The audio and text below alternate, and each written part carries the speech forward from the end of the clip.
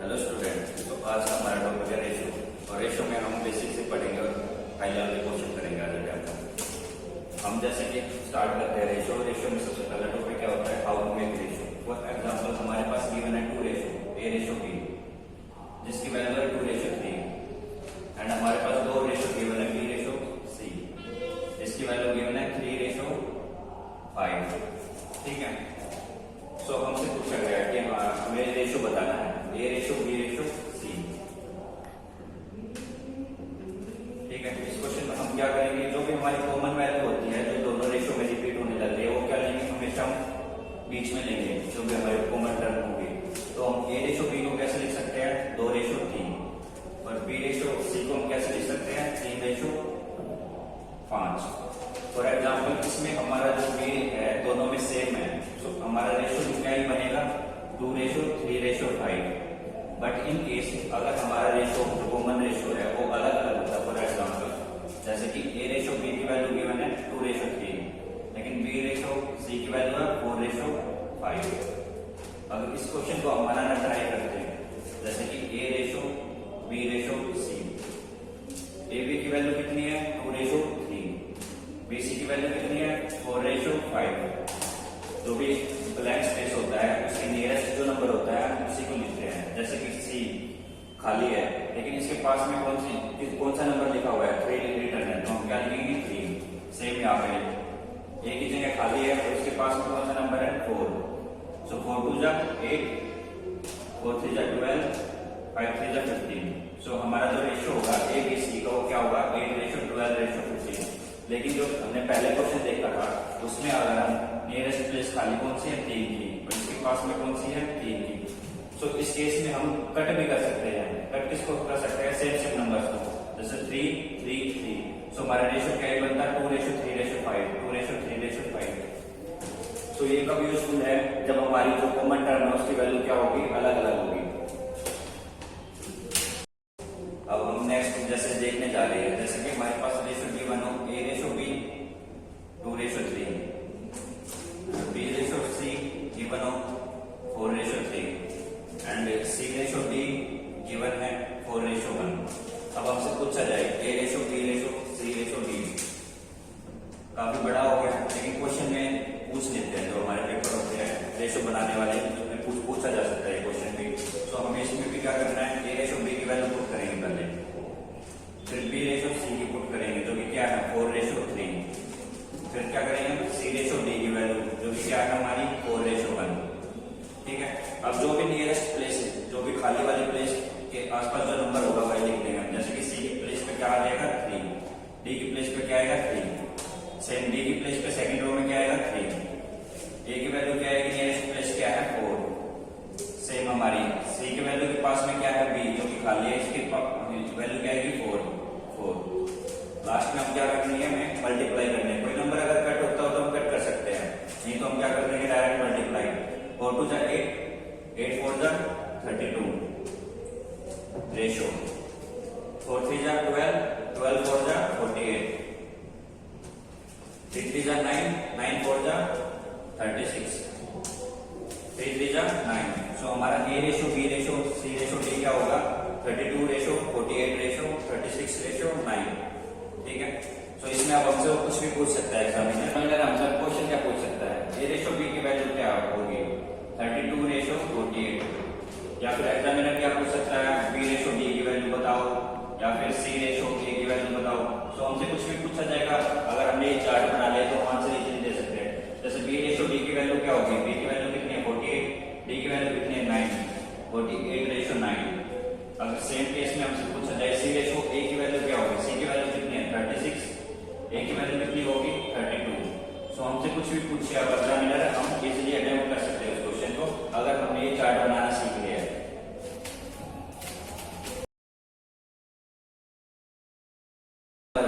हमारे क्वेश्चन में क्या गिवन है, the income of A and B in ratio 4:3, they are saving in ratio 3:2, if expenditure of each is ₹600। So हमसे पूछा गया है find income of A and B. तो इस क्वेश्चन में हमें सबसे पहले क्या पता होनी चाहिए, रिलेशन पता होनी चाहिए, इनकम एक्सपेंडिचर और सेविंग की रिलेशन पता होनी चाहिए। जो इनकम है वो किसके इक्वल होती है, हमारी जो इनकम है एक्सपेंडिचर प्लस सेविंग के इक्वल होती है, ठीक है। जितना हम खर्च करेंगे और जितना बचाएंगे वो हमारे क्या होता है, दोनों को ऐड कर दिया जाए, हमारी इनकम होती है टोटल इनकम।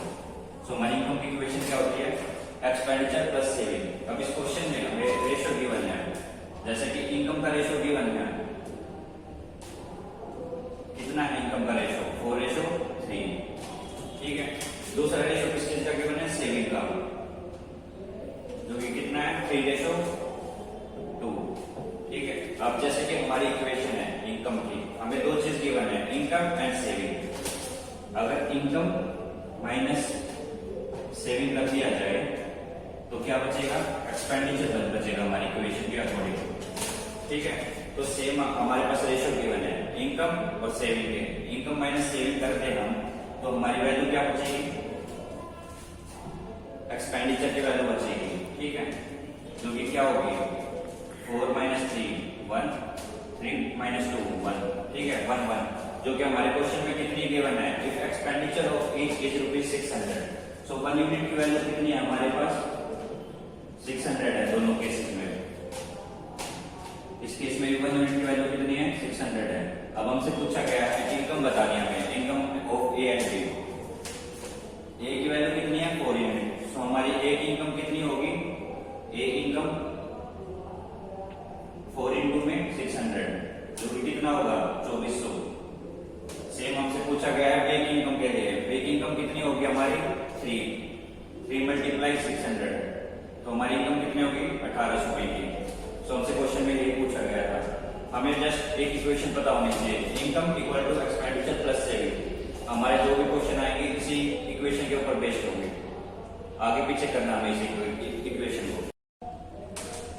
सो स्टूडेंट, अब हम करने जा रहे हैं क्वेश्चन नंबर 2। हमारे क्वेश्चन नंबर 2 में क्या गिवन है, ratio between two numbers is 15:7। If each number decreased bye 2 the ratio becomes 7:3। सो हमसे पूछा क्या गया है, फाइंड नंबर्स। हमारे जो ओल्ड रेशियो गिवन है वो क्या है, 15:7। जो नया रेशियो है हमारा वो कितना है, 7:3। अगर हम चेक करें वो क्या बोलने लग रहा है, डिक्रीज हुआ है तो दोनों रेशियो में, ठीक है। फॉर एग्जाम्पल हमारे पहले में 15 से 7 पे जाने लग रहे हैं, हमारी कितनी वैल्यू डिक्रीज हुई है, -8। सेम 7 से हम 3 पे जाने लग रहे हैं, हमारी कितनी वैल्यू डिक्रीज हुई है 4। लेकिन हमारी दोनों वैल्यू क्या है, अलग अलग डिक्रीज होने लग रही है। इस क्वेश्चन में कितनी वैल्यू डिक्रीज होने लग रही है, ए की वैल्यू डिक्रीज होने लग रही है, जो कि क्या है 2। सो इस केस में हम क्या करेंगे, सबसे पहले हम इक्वल करेंगे दोनों के डिफरेंस को, ठीक है। इसके लिए हम क्या करेंगे, दोनों का गैप देखेंगे, जो कि कितना है 15 और 7 का 8, और 7 और 3 का कितना है 4। सो ऊपर वाले को हम नीचे वाले से गैप से मल्टीप्लाई करेंगे, एंड नीचे वाले को हम किससे करेंगे, ऊपर की डिजिट के गैप से मल्टीप्लाई करेंगे, ठीक है। सो हमारा नया रेशियो क्या बन जाएगा, 15 को हम 4 से अगर मल्टीप्लाई करते हैं तो कितना हो जाएगा 16, 7 को हम 4 से मल्टीप्लाई करेंगे तो 28, ठीक है। हमारा जो न्यू रेशियो वो कितना होगा, 7 को हम 8 से मल्टीप्लाई करेंगे 56, ठीक है। 3 को मल्टीप्लाई 8 से करेंगे हम कितना हो जाएगा 24। अब चेक करते हैं हम, 60 में से हम 56 पे जाए तो कितना माइनस हो रहा है हमारा 4, और 28 से हम 24 पे जाने लगे तो कितना माइनस होने लग रहा है -4। सो हमारी जो वैल्यू है दोनों की सेम आ गई है, लेकिन हमारे क्वेश्चन में कितना गिवन है 2। तो हम क्या बोल सकते हैं, 4 यूनिट की वैल्यू किसके इक्वल है, 2 यूनिट की वैल्यू है हमारे क्वेश्चन में। सो 1 यूनिट की वैल्यू कितनी होगी 1/2, ठीक है। ये 1/2 कैसे आया, 2/4, जो कि क्या बन जाएगा 1/2। हमारी 1 यूनिट की वैल्यू कितनी आने लगी है 1/2।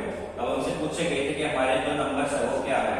सो हमारे ओल्ड नंबर्स, पहला नंबर कितना था 60 को हम अगर 1/2 से मल्टीप्लाई करें जो कि हमारी यूनिट की वैल्यू है, तो पहला नंबर कितना होगा 30।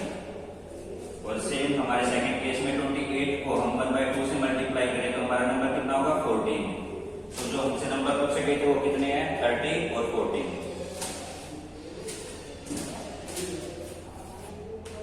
सो स्टूडेंट, अब हम स्टार्ट करने जा रहे हैं अपना क्वेश्चन नंबर 3। इस क्वेश्चन में क्या गिवन है, the content of 2 vessels contain milk and water in ratio 2:3 and 4:5 are mixed in ratio 1:2. The resulting mixture mixture contain milk and water in what ratio. तो हमसे पूछा गया है कि जो रिजल्टिंग मिक्सचर होगा उसमें मिल्क और वाटर किस रेशियो में कंटेन करेगा। हमारे पास दो रेशियो गिवन है, दो वेसल है। तो पहले में जो रेशियो हमारा गिवन है मिल्क और वाटर का वो कितना है 2:3, ठीक है, फर्स्ट कंटेनर में मान लेते हैं। सेकंड कंटेनर में हमारा कितना है 4:5, ठीक है। अब इसको मिक्स करने के लिए किस रेशियो में बोलने लग रहा है, 1:2 में मिक्स करने के लिए बोलने लग रहा है। लेकिन सबसे पहले हम इन क्वेश्चन में क्या करते हैं, दोनों की क्वांटिटी को क्या कर लेंगे हम सेम। जो हमारे में फर्स्ट में क्वांटिटी कितनी है, मिल्क प्लस वाटर की क्वांटिटी कितनी है 5 है। सेकंड में हमारी क्वांटिटी कितनी है 4 + 5 जो कितनी है 9 है। सबसे पहला स्टेप क्या करेंगे हम, इनकी क्वांटिटी सेम कर लेंगे। क्वांटिटी सेम करने के लिए हम क्या करेंगे, फर्स्ट वाले रेशियो को मल्टीप्लाई किससे करेंगे हम 9 से, सेकंड वाले को किससे मल्टीप्लाई करते हैं अगर हम 5 से। तो अब दोनों की क्वांटिटी कितनी हो जाएगी 45 हो जाएगी। लेकिन क्वेश्चन में क्या गिवन है कि ये किस रेशियो में मिक्स किया गया है 1:2 में। तो हम साथ साथ क्या करें, जो ऊपर वाला रेशियो है वो कितना है 1 है और सेकंड कितने में लिया गया है 2 में, ठीक है। सो अब हमारा रेशियो है 2:3। ये किससे मल्टीप्लाई होगा, जो फर्स्ट टर्म है वो ऐसे की सेम टू सेम हमें छोड़ देनी है। रिमेनिंग से हमें क्या करना है मल्टीप्लाई, 9 × 1 तो क्या होगा 9 से। जो मिल्क और वाटर का रेशियो कितना हो जाएगा ये वाला 2 9 जा 18, 3 9 जा 27, ठीक है। और सेकंड वेसल पे कितना हो जाएगा 10 से मल्टीप्लाई करेंगे हम 5 2 जा 10, ठीक है। 4 को हम जब 10 से मल्टीप्लाई करेंगे कितना होगा 14।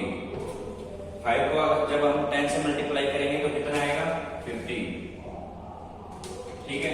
अब हमसे पूछा गया है कि थर्ड वेसल या नई वेसल में जब इन दोनों को मिक्स किया जाए इस रेशियो में तो कितना बनता है हमारा मिल्क और वाटर का रेशियो। हम क्या करेंगे जस्ट ऐड कर देंगे इनको।